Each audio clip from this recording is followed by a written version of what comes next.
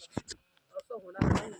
यासाठी तुम्हा लोकांना एकत्र यावं लागेल. एकत्र येत असताना जे कोणते शेजारी आहेत, जे कोणते गटाच्या बाया असतील, त्यांचे जर शेत आजूबाजूला जवळ असेल, अशा लोकांनी एकत्र गटामध्ये यायला पाहिजे. भांडण तंटे बाजूला ठेवा.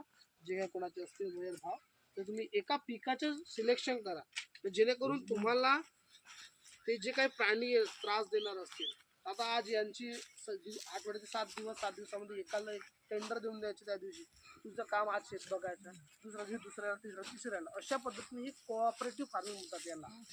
अशा पद्धतीने जर आपण केलं तर याच्यामध्ये प्रत्येक शेतकऱ्याला भरघोस फायदा होईल, उत्पादन चांगलं मिळेल आणि तुम्हाला जो होणारा त्रास आहे हा त्रास कुठेतरी कमी होईल. अशा पद्धतीनं गावामध्ये त्या लोकांनी जे काही पुढाकार आहे, प्रत्येकाने असा विचार करायला पाहिजे. आपलं जसं तुमच्या महिलांचं गट असते, जे वावर शेजारी वगैरे अशा लोकांनी 5-6 लोकांचंही गट बनलं तरी पण, म्हणजे गट पैशासाठीच नाही, शेतीसाठी, शेतीमध्ये कुठेतरी विकास करण्यासाठी.